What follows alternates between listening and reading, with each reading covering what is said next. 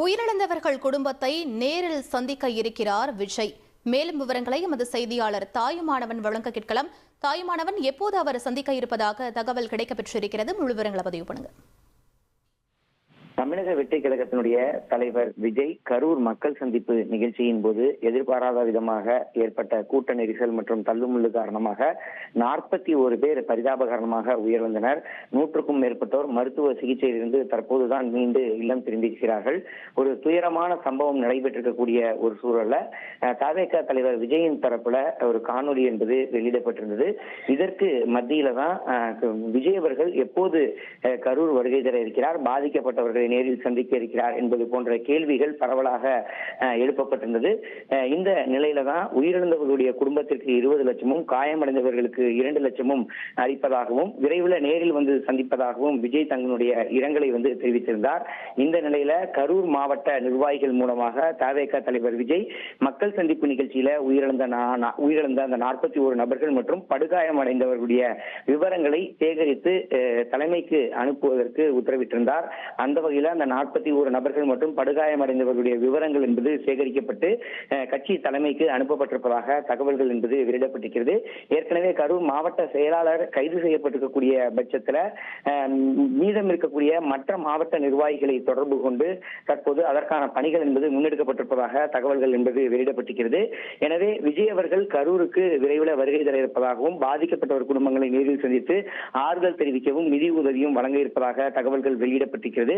மாவட்ட நிர்வாகிகள் மூலமாக அதற்கான விவரங்கள் என்பது கட்சியினுடைய தலைமைக்கு வழங்கப்பட்டிருக்கிறது. கரூர்ல 2 நாட்கள் வரைக்கும் தங்கியிருந்து பாதிக்கப்பட்டவர்கள் உயிரிழந்தவர்களுடைய ஒவ்வொரு குடும்பத்திற்கும் நேரில் சென்று விஜய் அவர்கள் தன்னுடைய இரங்கலை தெரிவிப்பதோடு பாதிக்கப்பட்டவர்களுக்கு அந்த நிவாரண தொகையும் வழங்க இருக்கிறார். குறிப்பா நீதிமன்ற அனுமதி என்பது நாளை கிடைக்கக்கூடிய பட்சத்தில் உடனடியாக இந்த பணிகளை விரைந்து மேற்கொள்வதற்கு கட்சியினுடைய தலைமையின் தரப்புல நிர்வாகிகளுக்கு உத்தரவு என்பது வழங்கப்பட்டிருக்கிறது. குறிப்பா கரூருக்கு பாதிக்கப்பட்டவர்களை விஜய் அவர்கள் சந்திக்க திட்டமிட்டிருப்பதாகவும் காவல்துறைக்கு உரிய வழிகாட்டுதலை வழங்கி விஜய் அவர்களுக்கு தகுந்த பாதுகாப்பு வழங்குவதற்கு உத்தரவிடக் கோரி ஒரு வழக்கு ஒன்று தொடரப்பட்டிருக்கிறது.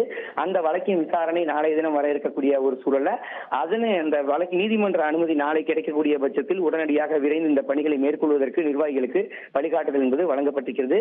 அந்த வகையில் விரைவில் விஜய் கரூருக்கு வருகை தர இருப்பதாக தகவல்கள் வெளியிடப்பட்டிருக்கிறது. விவரங்களுக்கு நன்றி தாயுமானவன்.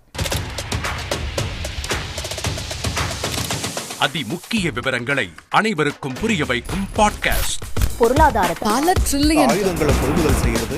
சம்பவங்களை தேடி களத்திற்கே உங்களை அழைத்து செல்லும் ஸ்பாட்லைட். அங்க இருக்கக்கூடிய கள விவரங்கள் என்ன? ராணுவம் 5 வருஷமாவே சார் எனக்கு ரொம்ப பிடிக்கும் அவர் வர்றதுக்காக. எங்களுடைய நியாயமான கோரிக்கை. Even at the cost of stopping. பார்வையாளர்களையும் செய்திக்குள் பங்கெடுக்க செய்யும் மக்கள் குரல்.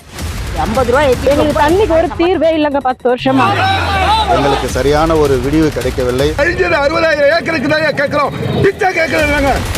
புத்தம் புதிதாக வித்தியாசமாக சில இடங்கள்ல பாகிஸ்தான்லயே பாராட்ட வேண்டாம், ஆனால் அதற்கு இவளை கொச்சைப்படுத்த வேண்டாம் என்று நான் கேட்டுக்கொள்கிறேன். மதத்தால் இனத்தால் மக்களை எப்படியெல்லாம் பிளவுபடுத்த முடியுமோ அந்த பிளவிற்குண்டான ஆயுதமாக இந்த மாநாட்டை அவர்கள் பயன்படுத்த நினைக்கின்றார்கள். அரசியலிலிருந்து சினிமா தனித்து இயங்க முடியாது.